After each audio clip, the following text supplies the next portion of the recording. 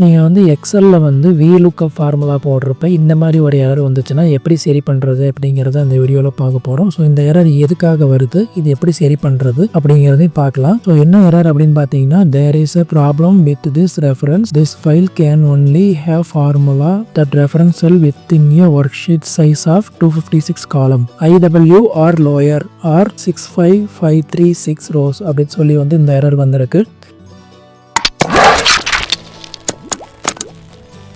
ஆக்சுவலாக ஒரு ஷீட்டில் வந்து நான் டேட்டா வச்சுருக்கேன். இன்னொரு ஷீட்டில் வந்து பார்த்தீங்கன்னா, அதாவது இதில் வெஜிடபிள்ஸ் அண்ட் கேஜிஸ் இருக்குது. ஸோ இன்னொரு ஷீட்டில் வந்து வெஜிடபிள்ஸ் மட்டும் இருக்குது. பட் ஆனால் இது வந்து ஷஃபுலாக இருக்குது. அந்தந்த வெஜிடபிள்ஸ்க்கு நேரம் அந்தந்த கேஜிஸ் வரணுங்கிறதுக்காக தான் நான் VLOOKUP போட்டேன். ஸோ அந்த VLOOKUP போடுறப்ப தான் இந்த எரர் வந்திருக்கு.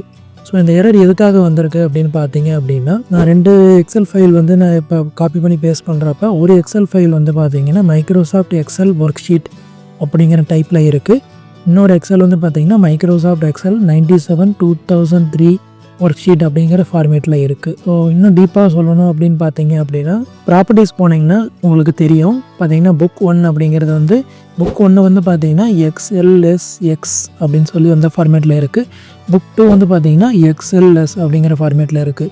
ஸோ என்னென்னா, ஒரு எக்ஸல் வந்து லேட்டஸ்ட்டு ஃபார்மேட்டில் இருக்குது, இன்னொரு எக்ஸல் வந்து ஓல்டு ஃபார்மேட்டில் இருக்குது.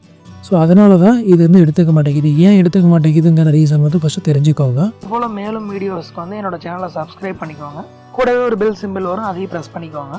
ஸோ XLS அப்படிங்கிற ஃபார்மேட்டில் வந்து பார்த்தீங்கன்னா 65,536 ரோஸும் 256 காலம் மட்டும்தான் இருக்குது. XLSX அப்படிங்கிற அந்த ஃபார்மேட்டில் வந்து பார்த்தீங்க அப்படின்னா, ஸோ 1,48,576 ரோவும் 16,384 காலமும் இருக்குது. ஸோ என்னென்னா, இப்போ ரோவும் காலமும் இந்த ஃபார்மேட்டில் மாறி இருக்குது. ஸோ இது வந்து இதை விட இது ஜாஸ்தியாக இருக்குது. இதை விட இது ஜாஸ்தியாக இருக்கிறதுனால தான் இந்த எரர் வருது. ஸோ இப்போ அண்டர்ஸ்டாண்ட் ஆகிருக்கும்னு நினைக்கிறேன் நான் சொல்ல வந்தது. ஸோ என்னென்னா, ரெண்டுமே ஒரே காலம் இருந்தது அப்படின்னா உங்களுக்கு இந்த எரர் வந்திருக்காது. ஒன்றில் ரோ அதிகமாகவும் ஒன்றில் ரோ கம்மியாகவும் இருக்கிறதுனால இந்த எரர் வருது. ஸோ இது என்ன பண்ணணும்னு பார்த்தீங்கன்னா, ரெண்டுமே XLS ஃபார்மேட்டில் வந்து நீங்கள் சேவ் பண்ணணும். அப்படி இல்லைன்னா ரெண்டுமே XLSX அப்படிங்கிற ஃபார்மேட்டில் வந்து சேவ் பண்ணணும். ஸோ அதுக்கு என்ன பண்ணணும்னு பார்த்தீங்க அப்படின்னா, ஸோ உங்களோட ஃபைலில் போயிட்டு சேவ் ஆஸ் கொடுங்க. ஃபைலில் போயிட்டு சேவ் ஆஸ் கொடுத்தீங்க அப்படின்னா உங்களுக்கு வந்து டிஃபால்ட்டாகவே எக்ஸல் 97/2003 ஒர்க் புக்குன்னு இருக்குது. ஸோ இதை வந்து என்ன பண்ணணும் அப்படின்னு பார்த்தீங்க அப்படின்னா, எக்ஸல் ஒர்க் புக் அப்படிங்கிறத வந்து நீங்கள் மாற்றணும். ஸோ எக்ஸல் ஒர்க் புக்குன்னு மாற்றினீங்கன்னா, ஸோ புக் 1ஓட டைப்பே வந்து புக் 2வும் வந்துடும். ஸோ இந்த எக்ஸல் ஒர்க் புக்குங்கிறது தான் XLSX அப்படிங்கிற ஃபார்மேட்டு. ஸோ XLS ஃபார்மேட் அப்படிங்கிறது இந்த எக்ஸல் 97/2003 ஒர்க் புக் அப்படிங்கிறது. ஸோ ரெண்டும் ஒரே ஃபார்மேட்டில் சேவ் பண்ணிட்டீங்கன்னா உங்களுக்கு வந்து இதை காப்பி ஆயிரும். ஸோ நான் வந்து பார்த்தீங்கன்னா ஐக்கானே வந்து மாறி இருக்குது பாருங்கள். புக் 1 புக் 2 ஐக்கானும் இது ரெண்டும் பார்த்தீங்கன்னா ரெண்டுமே எக்ஸல் ஒர்க் ஷீட் அப்படின்னு வந்துருச்சு. இது மட்டும் 97 இருக்குது. ஸோ இப்போ இந்த 1லேருந்து இந்த 2க்கு வந்து நீங்கள் VLOOKUP ஃபார்முலா போட்டிங்கன்னா எடுத்துக்கும். ஸோ நான் என்ன பண்ணுறேன்னா, இந்த புக் 2ங்கிறத ஓப்பன் பண்ணிவிட்டு இதில் அதே ஃபார்முலா VLOOKUP ஃபார்முலா வந்து போடுறேன்.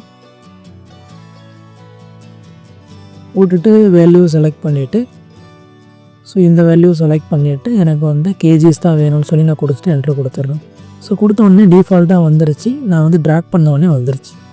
ஸோ இது வந்து பார்த்திங்கன்னா இதில் கேரப் வந்து 4ஆவதாக இருக்குது. நான் VLOOKUP போட்டு ஃபஸ்ட்டு இருக்கிறதுக்கு எடுத்துகிட்டு வந்துட்டேன். ஸோ இந்த மாதிரி தான் வந்து இந்த எரரை வந்து சரி பண்ணணும். ஸோ இந்த எரரை நார்மலாக சரி பண்ணுறது மட்டும்தான் எல்லாம் சொல்லுவாங்க.